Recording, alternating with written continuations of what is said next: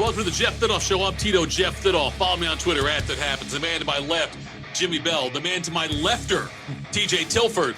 OU's pride and joy. Joining us here today for the podcast. Lefter, right? Lefter. Is that? I can use that, Hey, right? listen, bro. If Jesse Jackson can make them up, baby. We can Oh, make 'em Jesse, up too. don't tell you. Jesse Jackson right now. Go back and watch SNL when Jesse Jackson hosted. It was a fantastic episode. He was running for president back in 1984. Make sure you check that out. Go to fantasyreports.com. Check out our new website. Lots of great stuff going on there. Glad to have TJ in with us here. Jimmie Bell, as always. I used to say former defensive tackle, but he's not a former. He's always a defensive tackle, right? Yes, babe, bro. I'm a defensive tackle. What you are. I just don't look like I used to look, but it's all good. You're close, though. Hey, can I ask TJ a question real quick, bro? Please do that. Especially since your parents will watch this one day, maybe. Bro, what's your favorite bar now? What's Here the we name of your go. favorite Really? bar? Favorite bar? Did you see his face? No. That was a perfect face. No, that's knowing that your parents were watching. Yeah, I'm glad you. Bars? The bar? What's a bar? What is this bar you speak of? Right. OU. Yes, I know. I stay away from all that. I don't know. Thank you. That is. What do you do there? What a bar? Library? Is there a right. Is there Starbucks bar in our new library? Yeah, That's I what can we're tell you looking the at. favorite spots in my coffee shop. I don't know about that. That's TJ. You've got a future here, man. Yes, that's brilliant by you. Lots to talk about today. We've got bowl season going on. We got Ohio State playing this week. We'll talk about that. We were having a spirited conversation right before we started recording this about the Browns situation. The Cleveland Browns defeated the Pittsburgh Steelers yesterday 13-6. Shedeur Sanders, the quarterback right now. And the Browns, with the win, they are playing themselves out of a top 5 pick. They're right now outside the top 5. And we had the discussion here about will Shedeur Sanders be the starting quarterback week 1 next year for Cleveland? No. You say no. TJ? Yes. I think so too. Without a doubt. I think he's the starter. I don't think they draft a quarterback this year. No Yeah, I think they've been prepping it. I think, and honestly, I think, and TJ mentioned about Stefanski being fired, which I don't think that's going to happen. Okay. But he's been very Stefanski-ish. And the way he has been Stefanski-ish, it's hard to come back from that, bro. Like, he's been so obviously, I won't say destructive, but putting hurdles, these weird hurdles in front of this kid in the program when it comes to Shedeur. What are you just going to flip the switch and he's your guy? Because he hasn't been Shedeur's guy. There has been not one thing that we have seen that makes Stefanski excited about Shedeur. So when does that, that's a relationship space, bro.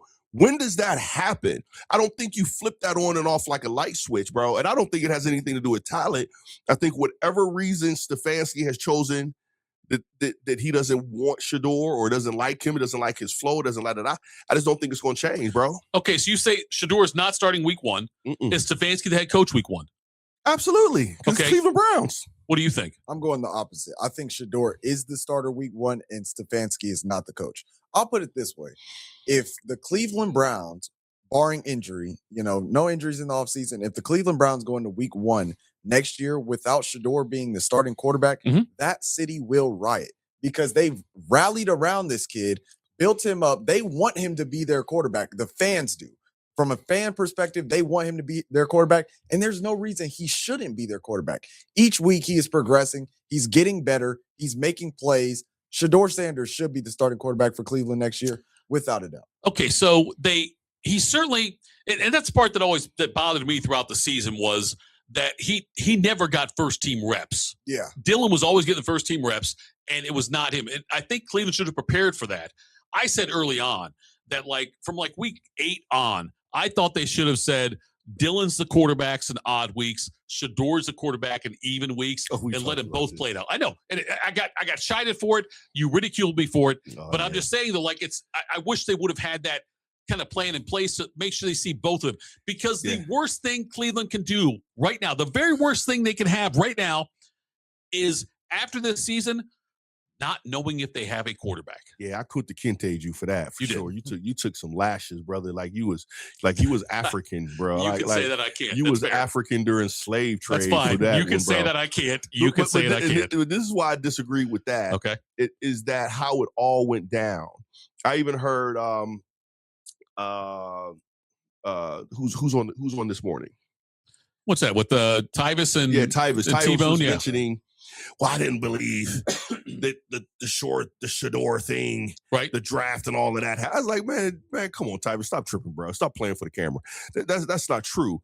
It was very obvious that he was the top 2 quarterback for the reason of how he played in college, and no one can deny up until the last minute, no one thought that he wouldn't even could be the number 1 pick. Okay. So going from number 1 to 5, right? So I think they knew way before Dylan played that Shedeur was better than Dylan. Okay. It was very obvious. It almost was like the Justin Zwick, Troy Smith syndrome back when Troy got in trouble. Remember, Troy came in, he played awesome. Right. He got in trouble, but Justin was the golden child. Yeah. Justin was the guy. So they gave us Justin going into that season, right? Well, everyone still knew that Troy was better. Right. They were almost, I think Coach Trussell was suffering the alumni because they wanted Justin. Sure. So they played Justin until we lost to Texas. Right. And you never really heard of Justin playing again. He never really played again. Right. They knew Troy Smith was better than Justin. He just chose not to play him appropriately. They knew Dylan from the beginning wasn't, bro. And they felt worse when he played. Yeah. They saw it even more. They saw it without even Shedeur being in the picture that Dylan's not that guy. Right. And then Shedeur comes up and he's progressing the way that he's progressing. So to me, you can't. That's why some of these programs start from the top down, bro. The good programs they're not good and consistent because of the guys on the team. They're good and consistent because of the ownership, the administration, right, the coaching staff, and the coaching staffs that they hire. It's the culture. And the Browns don't have the culture to do what most of you logical guys think they're going to do. TJ, would you say that Dylan Gabriel's 3rd round pick was a wasted pick? Yes. You think it's a wasted pick? If you knew you were going to just wait that long to draft Shedeur, it was a wasted pick by far. I mean, they're just wasting time with the Dylan Gabriel situation. They knew he wasn't better than Shedeur in training camp. Honestly, his stats weren't aligning. He was a smaller quarterback. They knew he wasn't a franchise guy. I think that they finally decided to get out their way, saw Shedeur play, gave him an opportunity. Now he's balling.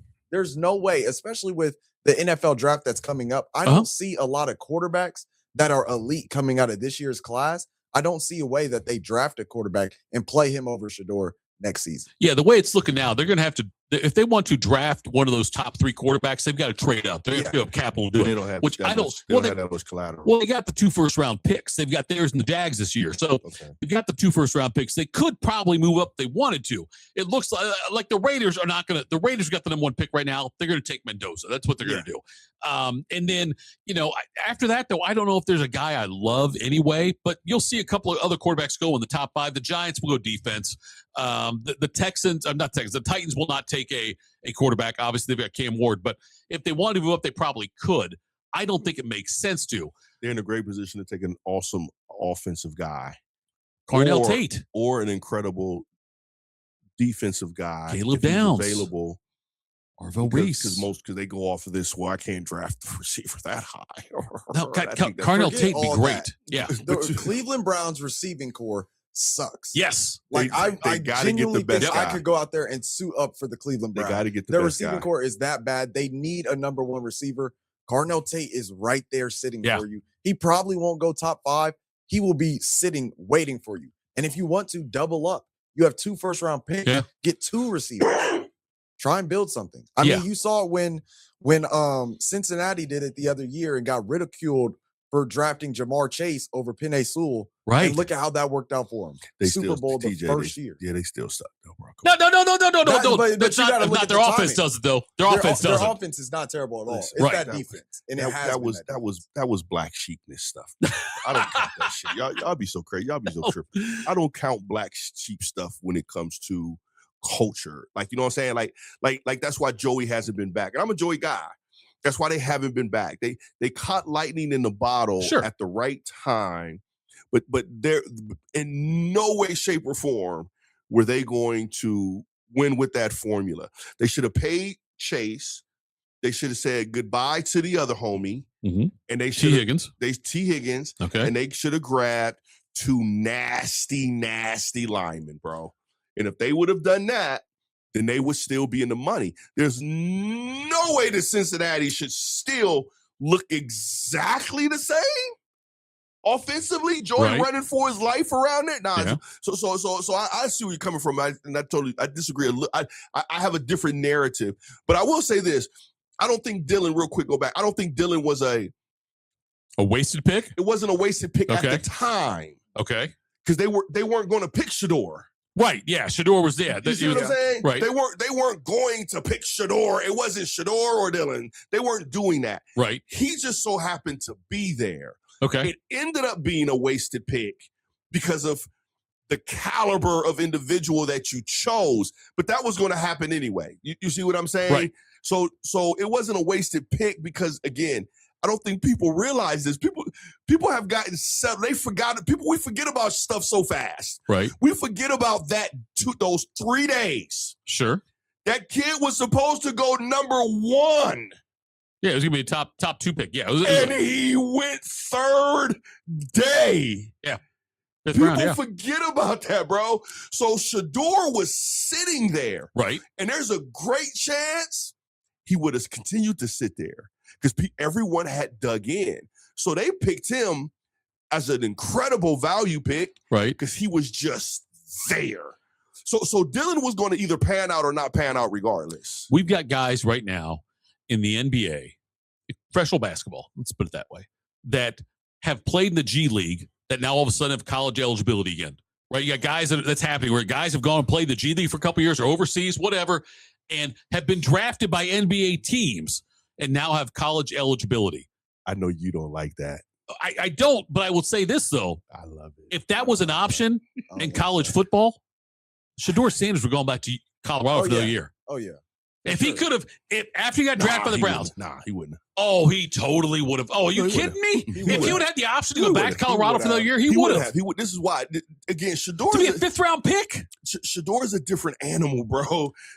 Shedeur's trajectory, y'all got to realize, Shedeur's a rich kid. Sure he is. He's a rich. But he's also a prideful kid. Let me finish.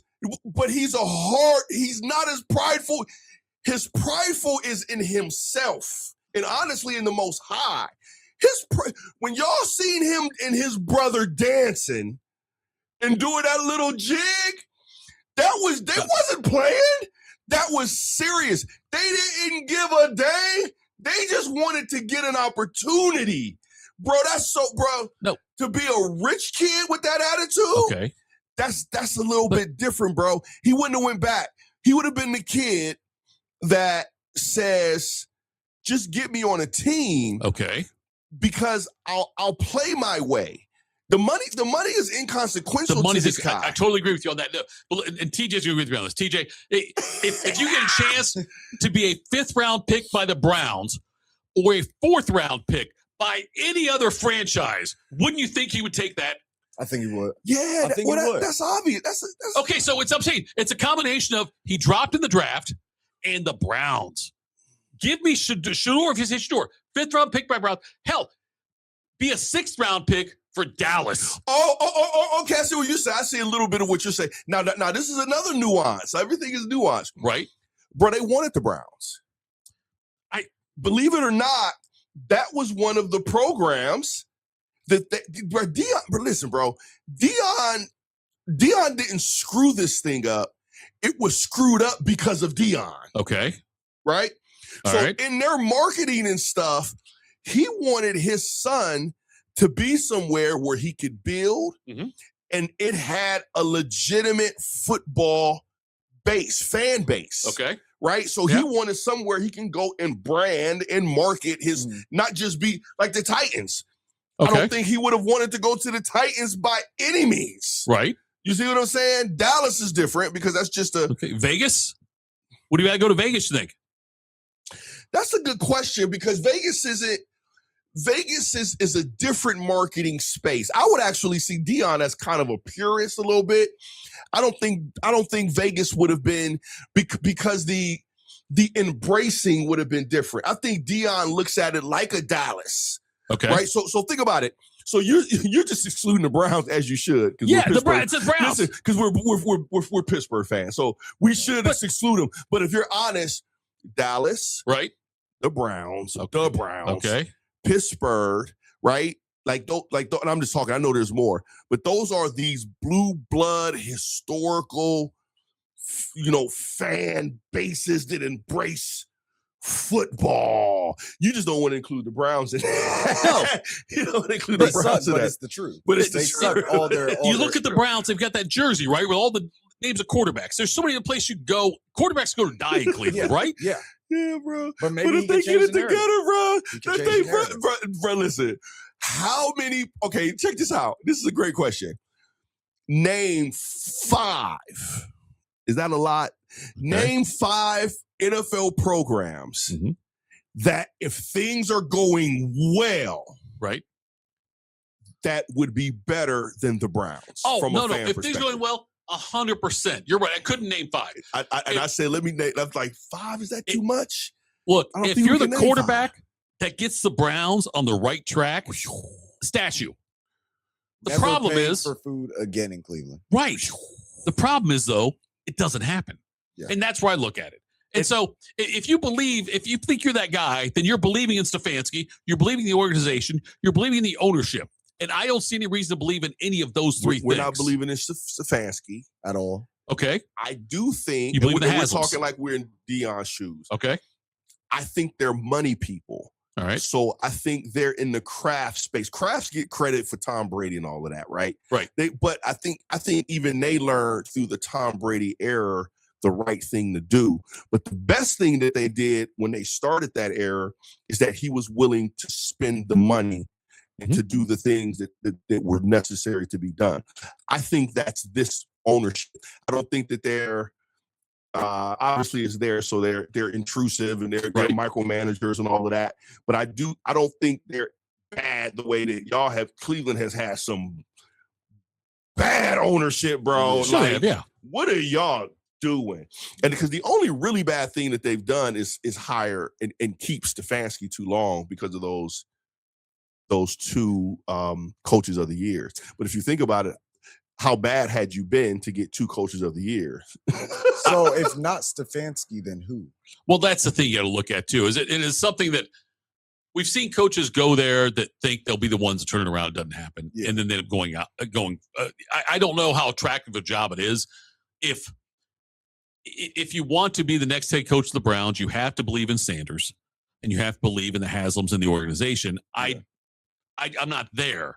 I'm not there. I don't think an established coach would want to go there. But I don't think an established coach will. I think it has to be. I think you got to flip a coin in the spaces that have been flipped. For instance, Detroit flipped the coin. Yeah. The Bears flipped the coin. Yeah. Even the Jets, even though they suck, they flipped the coin. But they're not going to suck. How about this? They've made the moves to believe in Aaron.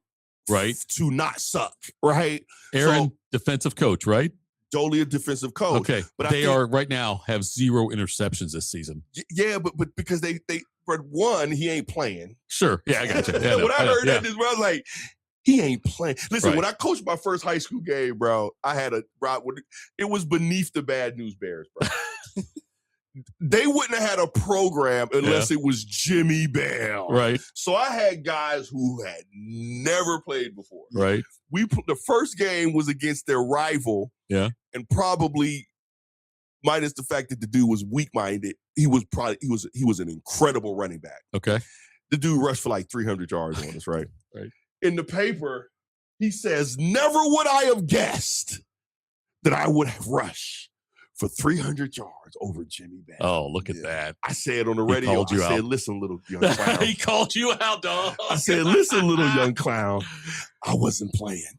I wasn't playing. Yeah. You feel what I'm saying? So he's not playing. Take, I'm just using this example. Braves. I know Right. he's a vet now, Right. but he was one of those guys. I think that you have these. I think you need to stay away from these legacies just out of name, and you know the good old boy club is going to do that. Right. But I do think it's more of an attitude thing, right? What type of attitude of a guy can you bring in that's going to stand on culture business and have the kahunas to say what you need to say and do what you need to do? And listen, bro, I would love to see them dreadlocks. No, they ain't even called locks no more. What do they call them things? The homie you're asking me. You're asking me what black people call hair now as young kids at this age. Listen, young Kunta. Listen. We've already graduated. I understand. We've already graduated. Dreads. Okay, that's all I call. We've already graduated. We've already graduated you to Kunta. TJ's the one to take ask. your stripes and put on some dreads. That's fine.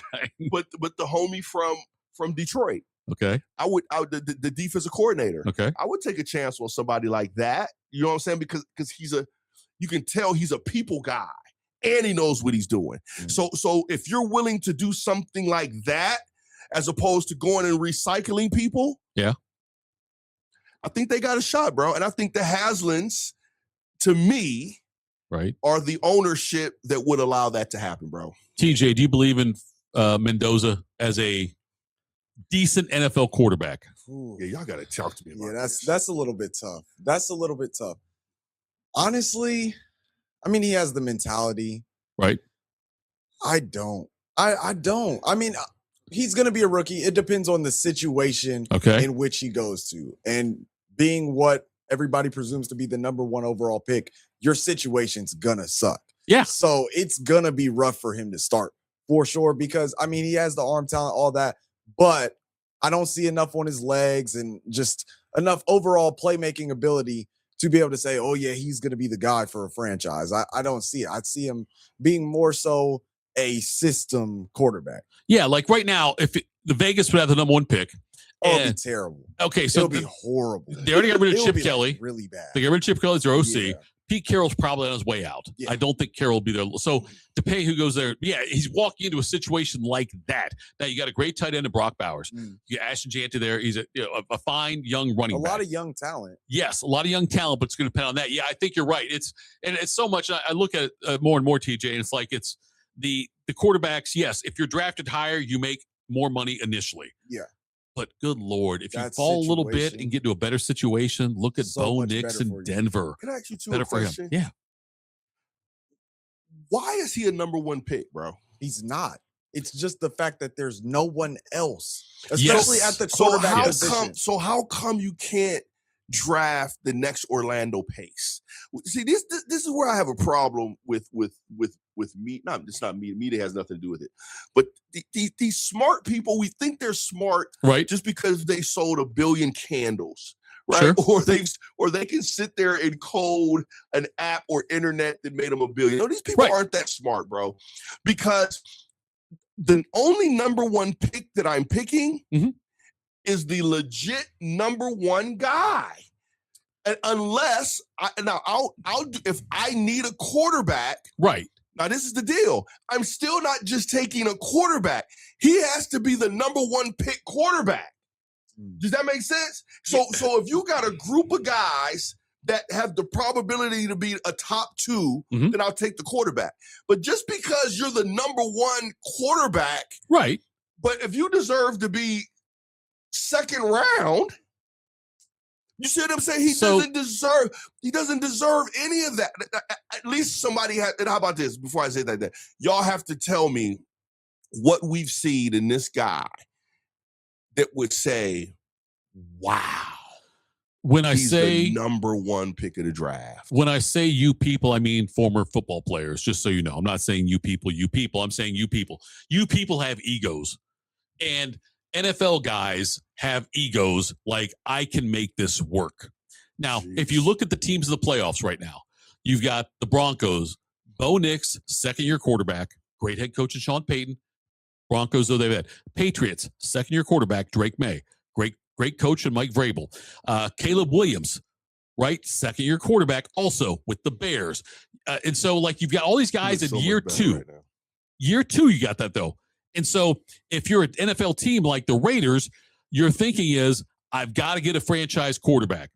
Now, I'm with you, TJ. I'm not convinced that Mendoza is a franchise quarterback, but he is, I believe, the highest rated quarterback coming out. He's the most proven quarterback coming out. I'm not saying he's the guy. But why number one pick? Why pick him? Well, because the Raiders have the number one pick and they need a quarterback. That's the reason, though. But they have the number one pick. So unless you look at it and say, you know what, I think that I think there's there's other quarterbacks that could be on par with him that I can get later in the draft, then maybe they would trade down.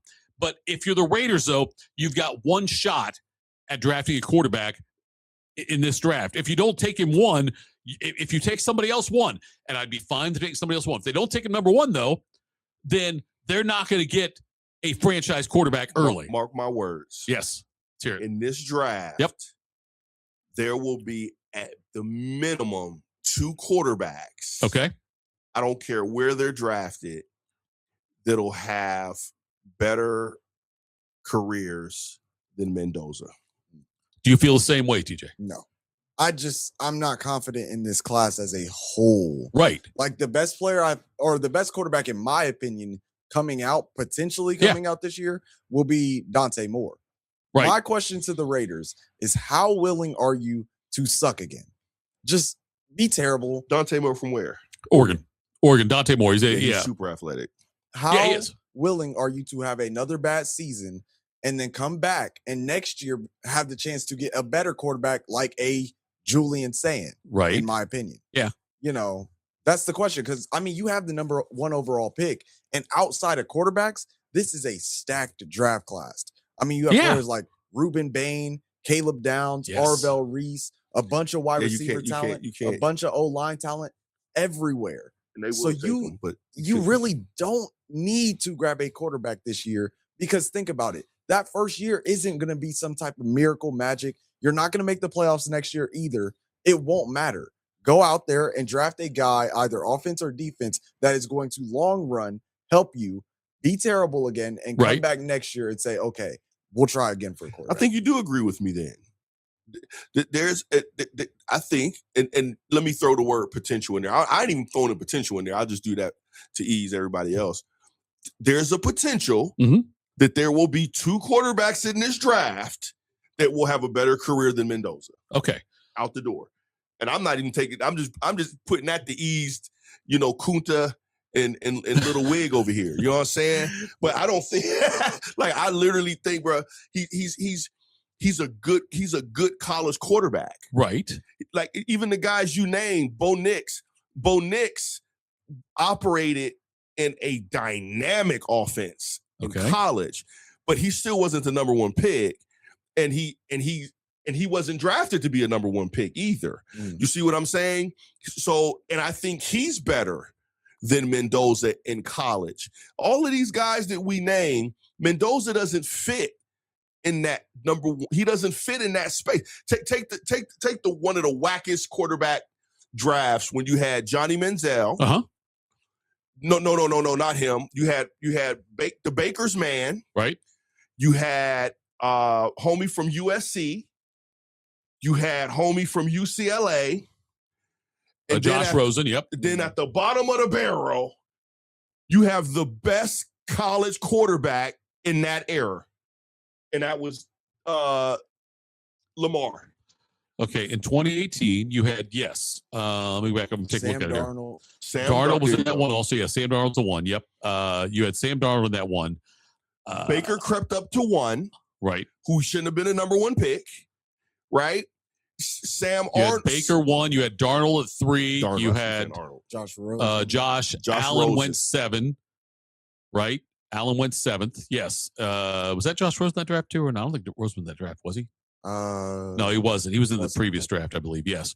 But it was Mayfield and it was Josh Allen, Darnold, Josh Allen. Those were the 3 big ones there. They were in the top 7. And not draft. One of those guys, according to Lamar Jackson college. Yes. And I'm talking college. I ain't talking about pros. Not one of those guys should have been drafted before Lamar Jackson. Yeah. Baker should have not, in that class, I'm talking college, he was not the number 1 pick. He fit within the other spaces. Darnold shouldn't have probably have been the number 2 pick. The other UCLA, and I know it's all preference, but I'm just talking the reality of things. Right. None of those guys were number one picks except for Lamar. I'm talking college. But that's how goofy these people are. And they wasted time. Like, bro, they could have paid us because we would have said something similar. The only guy that's in the pan-out arena, but he's still not number one pick pan-out arena, is Baker. He should have been in Lamar's spot. And then we're talking about how great he's doing in his career. You see what I'm saying? But when you look at it, though, if I'm the Raiders, and yes, what you're saying makes perfect sense. But if I'm the Raiders, I'm like, you know what? Washington sucked. Then they got Jaden Daniels and damn near made the Super Bowl. And he was the third pick. So I'm saying, like, I could make Mendoza. Daniels. I know, but I'm like, could you say that for anybody else in the class? You probably couldn't. No, but you look at it, though, it's like if I'm the Raiders, though, I'm like, you know what? If they can do it, I can do it. And that's why they'll take Mendoza number one. That's the reason, because they'll look at it that way. And if you look at the teams in the playoffs this year, you've got to have an elite quarterback. And granted, I'm not saying Mendoza's elite quarterback, but he's a swinging elite quarterback. The Browns took Myles Garrett number one overall. What's it gotten them? Nowhere, because they've sucked at quarterback. So if I'm the Raiders, I'm going to at least take a bite at that apple. Yeah, but now you suck on the defense and you suck at – ask Bob this. And I would be interested to see what he says. The league still hasn't made – they've made some adjustments. Mm-hmm. They haven't made a lot of – for instance, the Melanin quarterback. Right. They're still in adjustment range. Okay. Right? Yep. But they've at least made some adjustments to say that melanin folk can play quarterback now, Right. What their belief is on the other side, whatever. They still think the quarterback, and it does. They believe that there's an unmitigated value in higher pick per quarterback, no matter who the quarterback is. It's what's the best quarterback in the draft, right? Who could be the 50th best draft prospect. Okay. But because he's the best quarterback, right, he gets first round viability. He gets number one pick viability. Right. Because they haven't adjusted on the true value of things. The quarterback, just the general quarterback or having a quarterback in the position doesn't have the same value that it used to have. Your value is based upon drafting Cam Newton number one, is based upon drafting Peyton Manning number one, is based upon drafting Lamar Jackson number one, even though they didn't. You see what I'm saying? I'm talking college careers. Okay. So now they still think quarterback as this little desert space, right, has a value to where the best quarterback in the game in college has the ability to take me to the top. That's asinine to me, bro. Well, but you get them, though, on a rookie contract. And you're talking about one player. There's one QB on the field. There's several defensive linemen. There's 5 or 6 offensive linemen. And so you can find ways to fill those holes, like if you're one of 5 or one of 6. But at quarterback, you're one of 1. And so if you get him on a rookie contract, that's where the appeal is if it hits. It's a lottery ticket. I'm with you. It's a total lottery ticket. I'm not saying Mendoza's worth it. Do you think the Raiders will draft Mendoza if they have the number one pick? Absolutely. You think the same thing there, TJ? Yeah. I think they will also. I think we do for different reasons. I think we all have. I think you two are more aligned as opposed to me. I think they will. I think they will. They should, but right. They will. They will. I think they will too. I love Arvell Reese. I think he's got such off the charts potential in the NFL. Caleb Downs, same way. Like if you just drafted based on who the best player was, there's no way it'd be Mendoza. But I think the Raiders will do that just because it is a bite at the quarterback apple. And if you hit on it, it means so much more than hitting on another position, I think. Yeah, but again, I think some of it isn't a gamble. Some of it isn't as much of a gamble as we think it is. So I would believe in our new era, especially depending on the team. You take a team like you're talking about Vegas, bro. I'm taking, and it may not be necessarily Carnell Tate, but feel where I'm coming from. Yeah, I'm taking the best wide receiver. Sure. Whatever that guy is, whether it's Carnell, whether it's the USC homie. Sure, yeah. I don't care who it is. I'm on my board because I'm trying to build something. If and if that wide receiver is the guy, right. if I think he's the guy, I would do the same thing on the offensive line level. If there's an offensive lineman in this draft that is a number, like a first round, like I'm taking him if I'm them. Yeah. Because with whatever quarterback I have, I can enhance that quarterback by protecting him better. Right. And I can enhance that quarterback by giving him weapons that he can throw to. And Vegas doesn't have any. Yeah. Vegas doesn't have any. So I think defense is a little bit different. And that's why you very rarely see. I think you had Simeon Rice and Hardy went 2 and 3, if I'm not mistaken, when they came out. But I think that's just such an anomaly to happen, and why it happened, I'm not necessarily sure, but it still wasn't number one. Right. You see what I'm saying? Yeah. And they both were dynamic for where they went. But I would do that, especially now. Unless I have that guy that's a quarterback, it's not happening, bro. It's not happening because you're wasting time. Pebble Beach out in California, I played there last night. I played Pebble Beach last night. And Are you serious? You're amazed I got here because I did it. No, listen, I did it indoors. I did it at the golf simulator over there, the Back Nine Golf, 2820 Fish Road in Upper Arlington. Golf never sleeps. They've got 24/7 access out there. I played Pebble Beach yesterday with some friends. Last week I played St. Andrews over in Scotland. I did it. It's a fantastic place. You go out there, they've got these golf bays in there. Right now they're having a special right now. The Back Nine Columbus Holiday Box.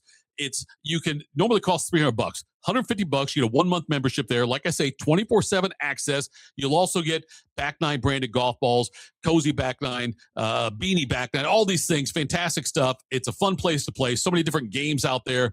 Go check them out.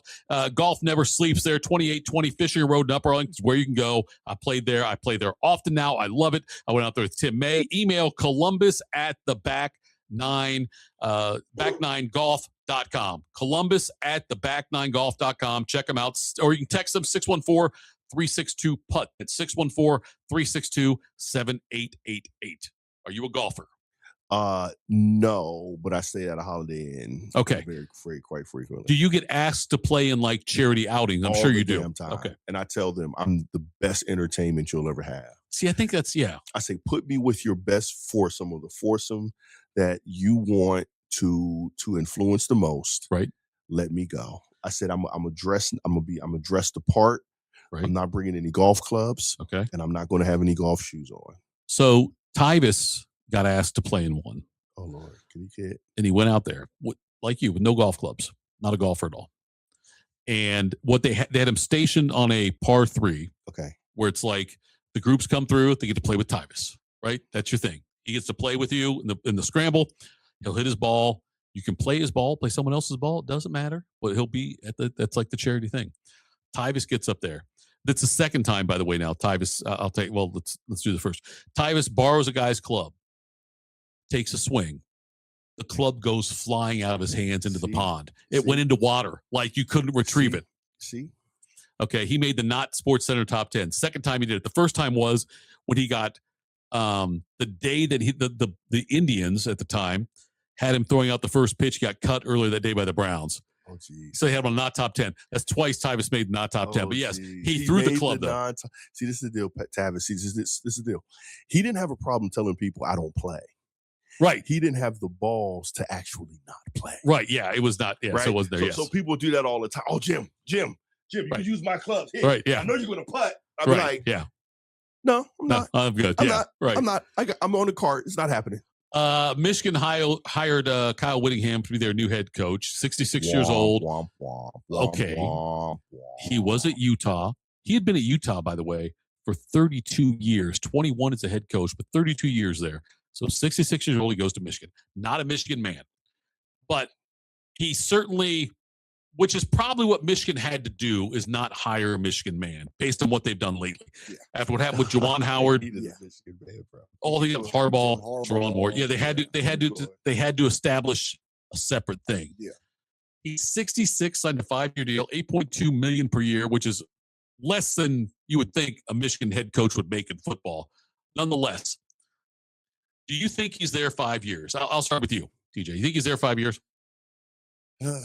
No, I like Whittingham a lot. That was my guy at Utah. Great coach. Yeah. I don't think he fits the Michigan coaching job. I don't think he's a Michigan man, which, Michigan, when you look at them overall, historically, yes, they are a more physical program, right? And they have those more physical brute coaches. I don't think he fits that. And just two, he's old. He's a very old coach. When he stepped down from Utah, I thought he was done. Yeah. I was like, that's it. He had a great coaching career. Then I hear all this circulation that he could be going to Michigan. I don't think he's there 5 years. Love him to death, but I just don't think it'll work out. I think he'll be there for 5, and if they don't find their guy. They need a Michigan guy. It's not going to work without it. And they don't have the balls to uphold their own culture. You see what I'm saying? Yeah. So, and we talk about this, TJ, on the thing a lot when I say there's certain programs that it doesn't matter who the coach is, the culture drives the success of the program. Ohio State, we've lucked up and gotten all Ohio guys. Right. And not only Ohio guys, but Buckeyes who understood what it means to be a Buckeye and would uphold the tradition. Day. Well, he was another anomaly, but he at least was in the program and learned. Took it. Yeah. Yep. Right. Well, Coach Coop wasn't in the program and didn't learn. Right. And you can see the difference. Yep. Michigan, I think they should have hired Jim Harbaugh. That wasn't a bad hire. They should have hired the dude before him. That wasn't a bad hire. Shamar Moore actually wasn't a bad hire based upon he understood the Michigan way. Yeah. He just was a dig, right? So it ended up being someone who didn't make the best, to make the best decisions. Yeah. Sure. So now you're up against the fan base and popular opinion.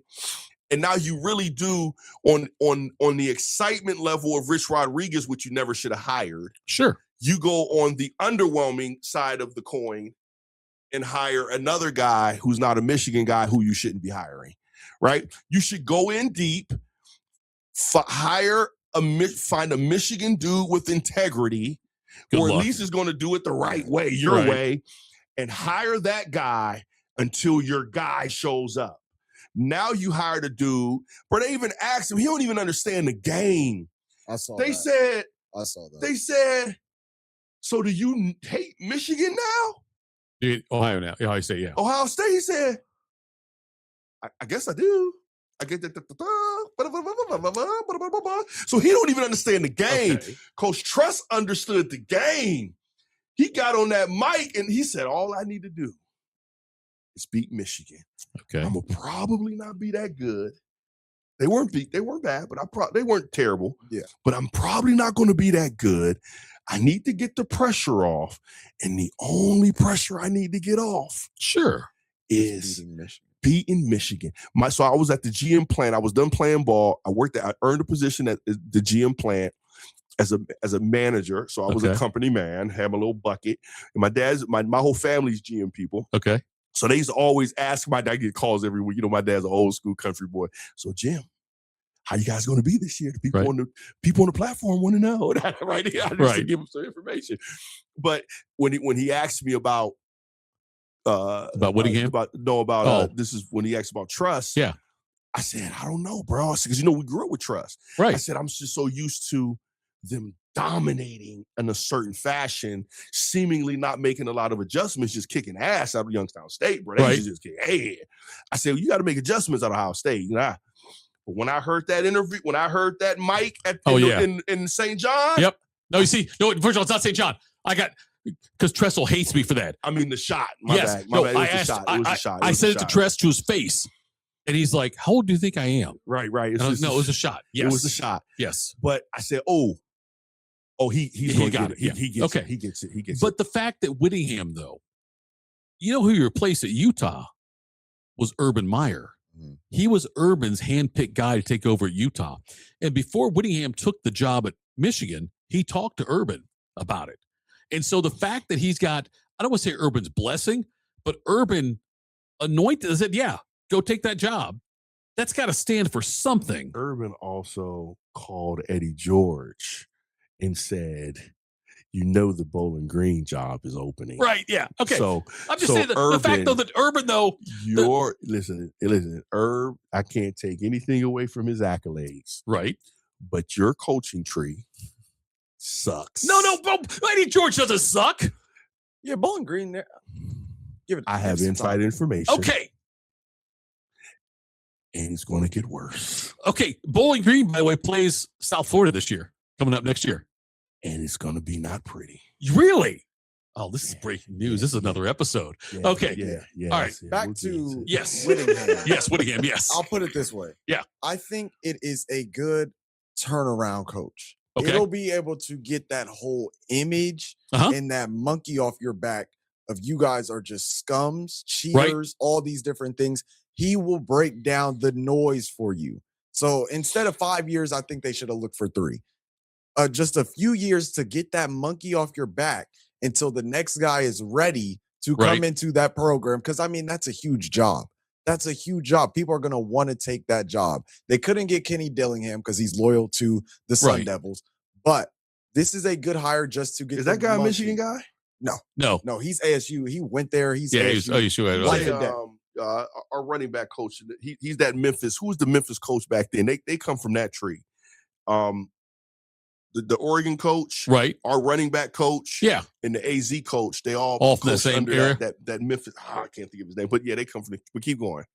Yeah, so I think it's just a good coach to get the monkey off your back in that image of just cheaters, all that. Let that die down for a few years, and then when the next guy's ready, hire him, and that program will be right back. So what I said, TJ, before is that I think that the Browns, if next year's draft, they need to have an idea if they have a quarterback or not before the draft. With Michigan, with Whittingham, I think that in the next 3 years, he has to find a Michigan guy to replace him and bring him on the staff. Whatever it is. Like, I don't know who it is. I have no idea. I don't have any names right there. But say, find somebody who's a former Michigan player, coach, whatever. Somebody who's got familiarity with the program, though, and the culture, and bring this person in as an OC, DC, whatever, and I'm going to groom this person to be the one to take my job. You're saying Whittingham needs to do that? Yes. Or do you think the program needs to do that? Well, I think it's one and the same. I think that collectively that needs to be the goal, because we know he's not going to be coaching when he's 76. He's not going to coach 10 years from now. Yeah, but mostly don't these guys bring their own They will. There's a BYU OC they're bringing in, I believe. And so he's going to bring in his own guys. Yes. But I'm saying in the next 3 years, identify somebody who's a coach with Michigan ties. I just want to be very clear. Yeah, well, he brings his own guys. Yes. I think there's a difference. Yeah. Is the program going to do that, which I totally agree with. Right. But don't expect him to do that. No. He's not doing that. But he's got to find somebody, though, who he can maybe bring up through the ranks. He ain't It'll doing be that. the program. And he it ain't needs doing to that. be somebody that isn't associated with them from the past Can't be Harbaugh. 4 to 5 years. Yes. Anybody in that bracket is just going to be looked at as cheater. They are going to have that stench on them that they cannot have for that program. So whoever he's bringing in, whichever staff he's bringing in, let them build up. Let that program evaluate if one of these assistant coaches is good enough to step up. And if not, they need to have a plan for the next 4 to 5 years on who is going to be the next Michigan man as they're head in coach. trouble then. So, it's going to suck. He's got a 5-year deal. Be really bad. Do you think 5 years from now, we will consider Michigan one of the top 3 programs in the Big Ten? Yes. No.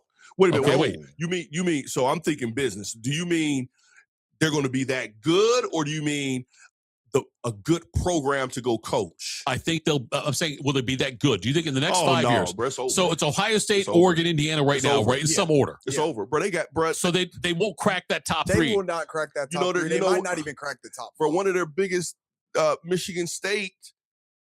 Yep. Bro, they went and got, it's over. They almost got Michigan back. Yep. Yeah. Almost got it back, and it was just swept from up under you again. Yep. With the Fitzgerald hire at Michigan State, and not just the Fitzgerald hire, but take the Fitzgerald hire coupled with this very underwhelming. Yeah. Bro, listen, true story. You could have got a Michigan dude that coached at YSU. It didn't need to be you just needed a Michigan guy. Right. So because he understands the culture, so he can go articulate the culture. Bro, and now that we're in this new era, right? Man, who count? What living rooms is he going into? Yeah. Is going to influence anyone to come to his school? None. Yeah, that's fair. None. It's a terrible hire. If you're going to do that, go to Marietta and get the Michigan grad who's the offensive line coach and just elevate the guy. I think if they would have got Dillingham, right, even though he's not a Michigan guy, right, if they would have got Dillingham, then we would have been talking about Michigan potentially being back. I think that would have worked out. I think if they would have got Campbell or Fitzgerald also been great hires in Michigan. Here, I got another question for you guys. Name me 2 coaches, non-Big Ten coaches that have been successful in the Big Ten. Coming in? Yep, non-Big Ten coaches. I mean, so are we counting Dan Lanning coming from Georgia? I don't think he's counting Dan Lanning because he's talking about like traditional Big Ten, I would think, right? Yeah, more traditional. Okay. But I'll count Dan. But even though they got in, okay, that's one. That's one. That's one. The Cignetti, and he still doesn't play Big Ten football. That's why they can't win. Yeah, Cignetti. I like Cignetti. I know, but Cignetti's like no one. The way James Madison. Yeah. So there's 2. There's 2 right there. There's 2. You got me 2. I'm not gonna. Okay, he was a horrible coach, but he turned this program around. I have to throw James Franklin in there. He turned it around. Okay, he is kind of what I'm expecting. Kyle Whittingham super underrated. Super underrated. Okay, I'm expecting that to be kind of Kyle Whittingham minus more like the wins. You know, they won't win as much. But James Franklin was able to come into Penn State and get that whole scandal and all the monkey off their back and bring that program. So, TJ, I'm going to tell you what you did. You convinced me. You did. I still don't think it's Cal, but you convinced me that it could happen without him. If you give me that expectation, right? Okay, then it could happen. It could happen because everybody, and we talked about this. Everybody expecting. I don't look at Penn State as being in there with Ohio State, right? With Alabama, Alabama's done, but slicky Nicky Alabama, even with your Oregons and all of this other stuff. And I've been telling people that y'all need to temper your expectation. But if you're talking about that, then it could happen. I still don't think it's him because one thing that James had that people don't understand, he also built his name on recruiting. He was a dynamic recruiter on that East Coast. Sure. And he did it at Vanderbilt. He did it at Penn State. And watch what this dude does at Virginia Tech. Mm-hmm. He's going to resurge that program because the homies stopped going to Virginia Tech. All the Virginia kids stopped going to Virginia's, period. Virginia was the creme de la creme. So the Virginia guys is going. He's just going to keep all of the East Coast guys home instead of Penn State, which he can do now. Yeah. Which he can do now. So, Big Ten is just a different brand of football also. I just don't think he's the guy, bro. I also think Michigan is also in trouble because they can't handle the pressure. They can't handle the pressure of what's coming, and they're going to make these dodgeball decisions that are just, they don't realize that it's going to continue to set your program back. You got to eat what happened, and then now do what's best. Forget what people think. Forget what people say. Eat it and move forward. Let's close things out talking about the Ohio State-Miami game coming up on New Year's Eve. Good. So I want to hear your guys' opinions first. All right. I'll start. I think that if Ohio State scores 20 points, they win. They have to score 20 points to win the game. Will they score 20 points? I didn't say that. I just said, yeah, they will. No, they will. They will. No, I think they will. I think Ohio State does win this game. I think they will score 20 on Miami. Their game against A&M, and I've seen them play numerous times this year. The big thing with Miami is offensively for them. I don't trust Carson Beck. I think Ohio State will force. Ohio State's defense is better than A&M's, and A&M's defense held Miami in check for almost an entire game.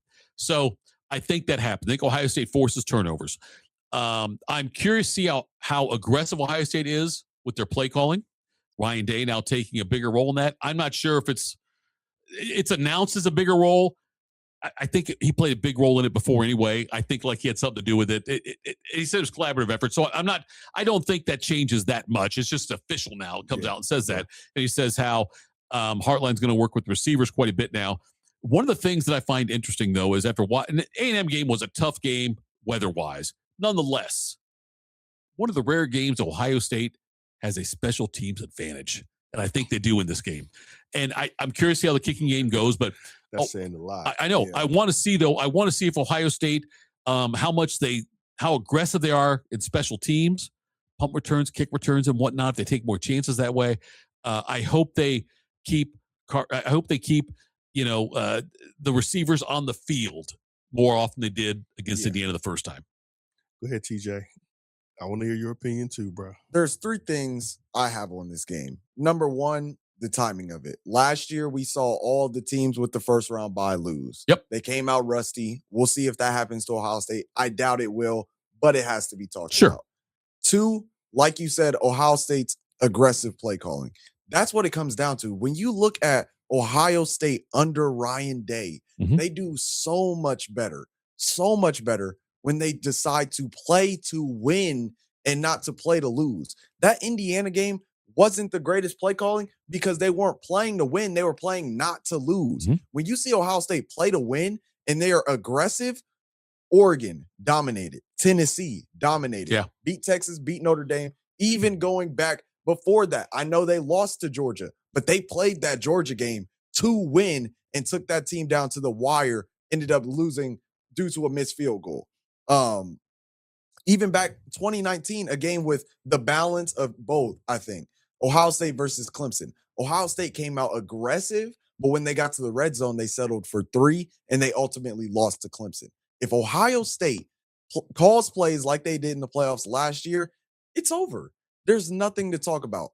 But the last point, and you've heard it a million times in your life, the eyes never lie. I guarantee you there will be a point in time in this game when Carson Beck, probably coming off a turnover, they will get a close-up shot of his eyes, and he will look like a deer in headlights. It's happened so many times before. Go back to last year against Alabama when they were getting whopped to start that game against Alabama in Tuscaloosa. They got a close-up shot of Carson Beck's eyes, and he looked like a ghost, a deer in headlights. Same thing happened later that season against Ole Miss. Came off a few turnovers, deer in headlights. He goes to Miami now, ACC, less competition, a little bit of weight off your chest. Think Kyle McCord. Right. He got that weight off his chest at Syracuse. They're doing great to begin the season. They play Florida State. He's balling. They get that close-up shot, and I'm like, hold on. This guy looks different. I don't see that deer in the headlights look. Then they play Louisville. He throws a few picks, close-up shot, ghost. That will happen when that shot comes up and they put that close-up of Carson Beck getting ready to take the snap, and you see that ghost deer in headlight looks in his eyes, the game is over. Ohio State won. Hey, man, I done raised that boy good, boy. You got nothing to say, do you? I done raised that boy good. That boy, maybe he don't have a favorite bar. Maybe it is the So I'm gonna keep mine quick-ish in Jimmie Bell. And this is the deal. Well, we watch it, and sometimes that's why I'm cool with the 12. I know y'all don't like the 12. I like the way that it is. I literally like the way that it is. No, I don't like the way. I love the way 12, but I don't like. I love the way that it is. The rules are fine because this is the deal. The Texas A&M Miami game put a lot of things in perspective that we didn't get a chance to see, so to speak. Sure. Being in the Don't Midwest. break the studio. No, bro, you know how I am. I'm like everywhere. I'm like massive. You have no idea how big you are. But I actually don't until I see the TV. I'm like, God dang, TJ. I'm putting it on him. Bro, that's fine. Yeah, right out of your bag. Get bigger than me. What are you going to say? Bro, you watch 2. And I said this about the SEC. I just didn't know how good they were. I said you have a culmination of a bunch of average to a little bit above average teams. Right. And God dang, did we watch 2 average teams play against, but we wouldn't have been able to see it until we saw it. Sure. I thought Texas A&M was going to dominate. I'm like, oh, y'all trash. Y'all been fooling us. Right. Y'all been fooling. SEC has been for the past few years. Well, it's been like, it's really been the Nick Sabans and then everybody else. And then and then I'll give Kirby's credit for trying to be Midwest, but he's not a Midwest guy, so he's trying to emulate Midwest football. But listen, Miami's just not good, bro. But you know who else wasn't that good? Texas A&M. Yeah. Extremely athletic. God, there's some athletes on that field. Bad football, bro. Yeah, no doubt. And bad player. Bad football and bad football players. Incredible athletes. Bro, I just think it's going to be a blowout. You think it's a blowout? Bro, okay. Like, I'm giving them 13 because one thing that you can never discount with a team like Miami is that they got some athletes. They do. And they got some spizzy. Right. And it only takes one play for them to break. So I actually think it's going to be 23-13. But so you got a 10-point game. But that's not even a 10-point. Like, I know that's it'll be a 10-point game, but it won't look like it's not going to be it's not even going to be an arena. I think Miami's about to get in a rude awakening. If you thought that game for Texas A&M was tough, get ready for what we have for you. And I'm not even thinking. I think Julian is going to be as average as he. Y'all ain't going to like this either. You hate Julian. I know you hate Julian. You hate Julian. I hate Julian. I want him to be great. I know, but you hate him. I want him to be great. I know you do. And unless we're honest with Lil J, he won't be great. And y'all don't want to get on his tail for not throwing the ball unless the guy is completely wide open or he's completely confident. His last 3 games were Dookie, Boo Boo, Sneisy. Whoa. Last 3? 3. So wait. You don't think he played good against Michigan? No, he got better. He had a bad play against Michigan. And then he was regular. And then he came out and I wouldn't say regular. I don't know, bro, y'all in love with Julian. He's a good quarterback, bro. The week before, he had an app when he didn't have his guys. It was very obvious who we had. And I'm fine with that. That's always going to be tough. And I'm fine with that. Top 2 targets. I get it. We're not talking about the top 2 targets, though. We're talking about Mr. Sane Man. 5 of those sacks came from him not throwing the ball. He gets in his head and he will not throw the ball. It's crazy. And when you look at the stats, you really can't see it because his stats end up coming out. But when you watch that game, bro, he would not throw the ball. And he's running around there like JT Barrett. And the offensive line is getting blamed for him running out of bounds, which is a sack. Before, you know what I'm saying? 13 of 19 against Rutgers, 2 touchdowns, no picks. 19 of 26 against Michigan. Very pedestrian. 3 touchdowns, 1 pick. 21 of 29, 258 against Indiana, 1 touchdown, 1 pick. So in those 3 games, 6 touchdowns, 2 picks, and completed over 70% of his passes. Bro, so did Kyle McCord. And y'all hated Kyle. No, but Kyle. Y'all hated Kyle. Okay, here's the difference between Kyle and Julian, because they both went into the big house and played against Michigan. If you rewatch that film, he missed at least 3 first-half touchdowns against Michigan in 2023. Yeah. And that was a national championship team in Michigan. He missed 3. And then he, to seal it. Indiana's good. Indiana's really good. Yeah. Indiana's real. Well, maybe not talent-wise, but they are technically sound. Sure. And they will never don't give them. You ain't got TJ. One thing about this media thing. Don't think you got to give these people credit. Don't. Indiana's a good team. Ohio, you did not get two teams put 100% output out and the best team won. That's not what you got. I don't think either team played their best game. You got India. I do. You think Indiana plays their best? Absolutely. They play. No. Indiana gave you exactly what they gave all year. They just played against Ohio State. That's our defense. Okay. That's our defense. That's what our defense does. So they gave everything. That's why they were able to make the big plays when they made the big plays. We didn't play. If we played and got better like we did every single game, Indiana's not on the field with us, bro. Okay. Is Indiana right now the best team in the country? No. Are they the best defense Ohio State faced this year? Yes. That Ohio State faced. Yes. Simply because of their ability to create pressure. Okay. I'm saying. But they are not the best team. And I don't think it will come down because I honestly, I don't know if Indiana is going to make it. But if it does come down to a rematch, it'll be Ohio State. Now I do sound like a hater because I would say probably in the realm of Michigan is a better defense. What? Again, Michigan's better defense than Indiana. Yeah, what we got. See, y'all are doing oranges and oranges. You got to look at what the other team gave you. Okay. Ohio State. There's no way that either one of you would you guys agree that Ohio State did not look like they gave everything they had on that game? Yeah, I would say Ohio Would you agree State, with that? I would say Ohio State did not play to their capabilities. Yes. You would agree with that? Yes. So you would agree that the best game that Ohio State played this year, I'm talking not get any better, they did not play that in the Indiana game. No. Fair. Indiana played the equivalent of what they played against Oregon.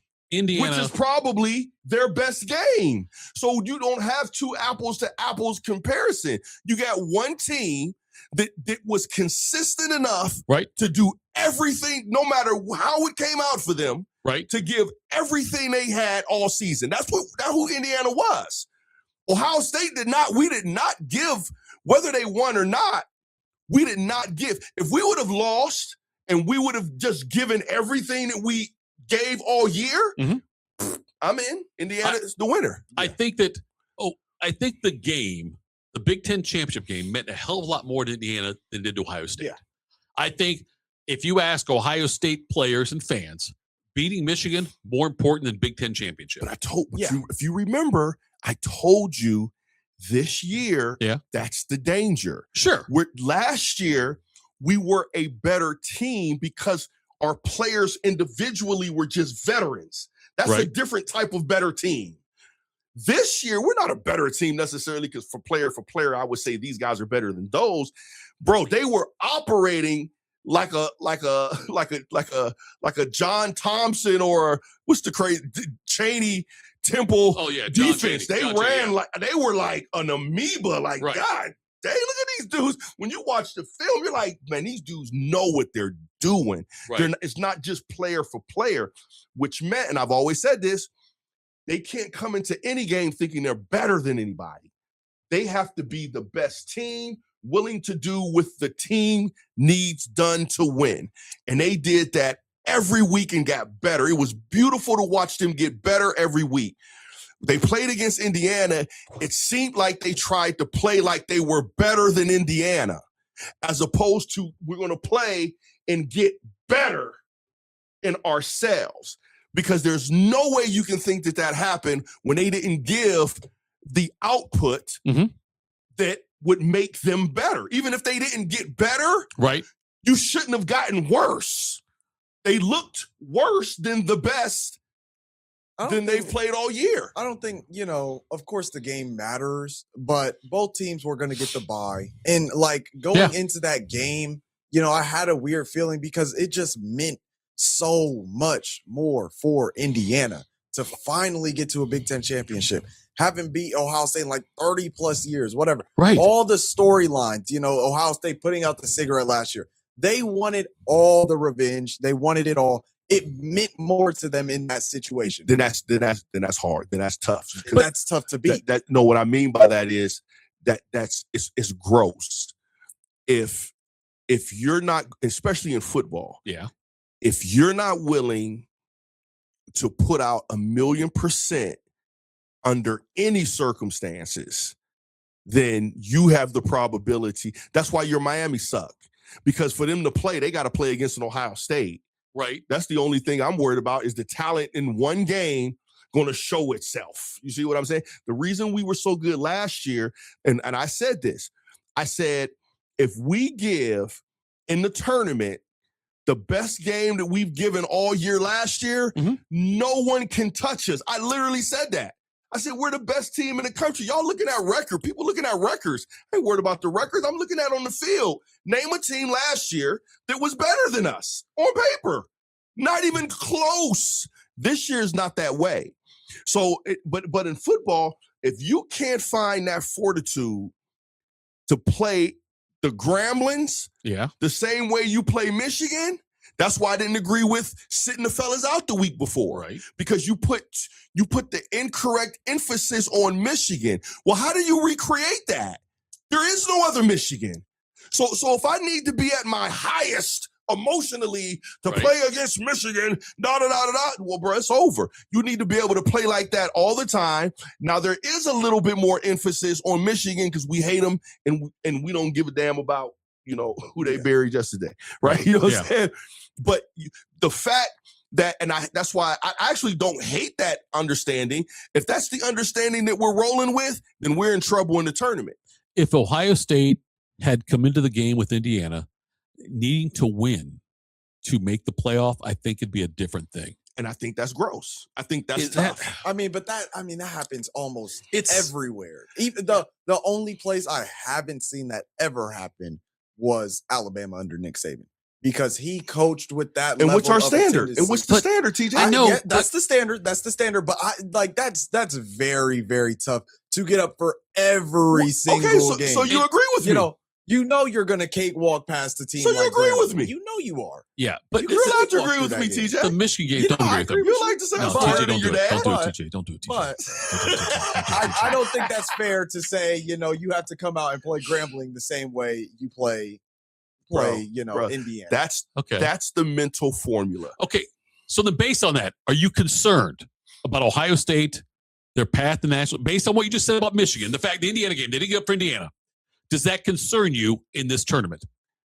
What concern is? Let me use I'm not going to use a different word. I'm going to just be honest. Yeah, I never thought they were a runaway win anyway. Okay. I said that the thing about remember I said this is going to be one of the dopest college years and tournament that we see, because I know for a fact this will be one of the first times that you have a lot of very equal teams. Sure. It may have to take after this week. Right.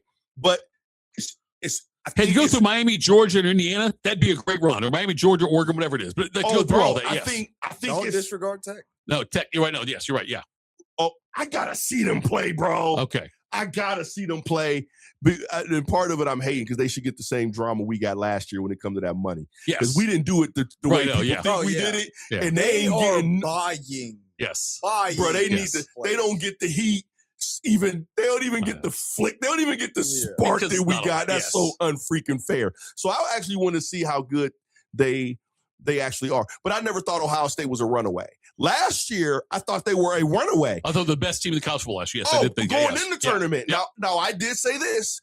I said Tennessee is an incredible game for us because they were super balanced. Mm-hmm. And I said, if we beat Tennessee, I didn't know how our attitude would be. I said, if we beat Tennessee, we're good. I said, because we've seen everything else. Yep.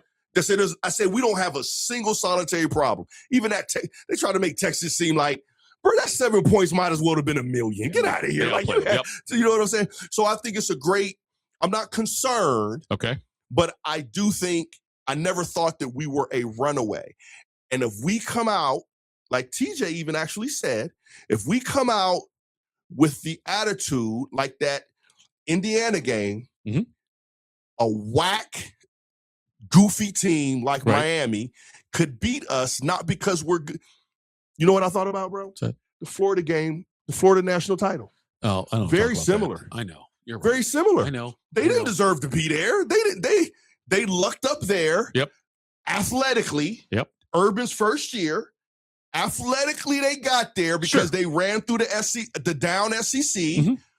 They got there. We didn't know, but Mr. Leak, that's the only name we knew on that doggone Chris team. Leak, yep. That's it. And they came out with talent only. Yep.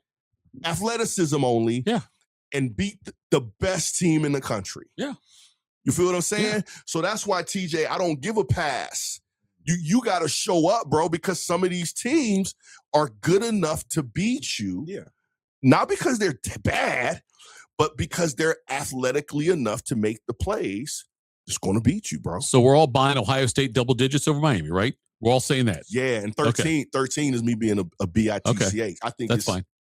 Where do they get the points from, bro? I'll say because of Carson Beck being who he will be. Right. Yes, okay. But who's he going to throw the ball to? Yeah, I'm with you. No, I'm with you. Ole Miss, Georgia. Who wins that game? Georgia. I want to pick Ole Miss so bad. I feel like they have a story to get to each team has a story. And right. The whole drama around Lane Kiffin, they need. I want to pick them so bad. but I just can't. I can't either. Against Georgia. I can't. I got to take Georgia. Oregon, Texas Tech. I think that has the potential to be the best game we have. That's a noon game on January 1st. Well, you and I will be hungover. He won't. He'll be at coffee.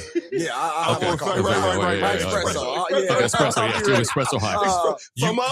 Who you liking that game? Oh my gosh. I think it has the potential to be the best game in this whole tournament. Yeah. It's so hard. Have you guys watched Texas Tech? I've seen them. I know. I can't get it. They generate so many turnovers, though. That's what I love about them. They know they have a way to just flip the field like that. That's so gross. It is the Big 12. So I will take Oregon, but I really think it'll be one of the best games. And Oregon's coming out in gray pants, and their fans think that's a bad omen because they always lose. By the way, that's the young guy. The young guy will talk about the uniform. Okay, that's how we know. He's a young guy. He's talking about the uniform. Yes. What do you got? You got Oregon or Texas Tech? I'm Oregon. Okay. And I'm open to be so. I'm talking pie in the. Matter of fact, we'll do a whipped cream pie in the face if Texas Tech wins. No, if Texas Tech wins, and I'm giving that space because you'll be there because I think Oregon. Texas Tech, they don't get it because they bought it to me. You got to earn it. Now, listen, they may earn it. So other than that, I'm going Oregon. Alabama, Indiana. That's going to be a good one. That's a very equal. I think that's talent-wise equal. Mm-hmm. Alabama has the talent. They don't have the attitude that they used to have. Fair. Oregon doesn't necessarily have the talent, but they have the attitude, the coaching, and the system. Indiana, excuse me. So this is a bad draw for Indiana because I don't think Alabama's that good, but it's just the matchup. It's that they are going to have obvious better players. Yeah. And they don't need to be tougher. They just need to be what Washington was a couple years ago. Sure. And I think they could beat Indiana in that space. TJ? Alabama's the more talented team, but they're also the team that'll make more mistakes.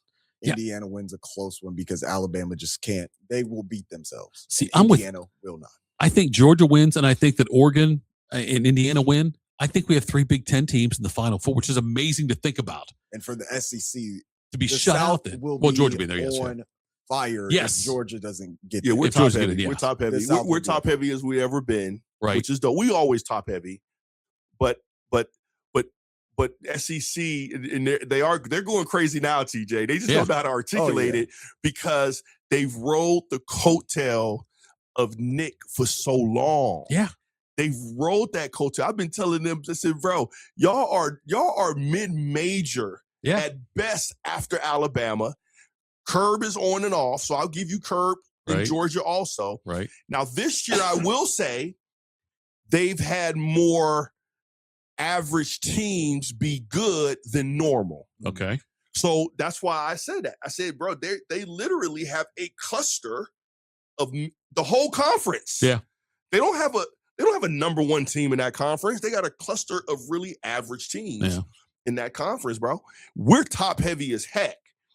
So that's why the only thing Alabama scares me about is that they still have the talent, they have the recruits. You're totally right. Until you said it, I didn't think about Indiana and the Big Ten's defensive line possibly dominating the Alabama offensive line, which the probability is extremely high. Sure.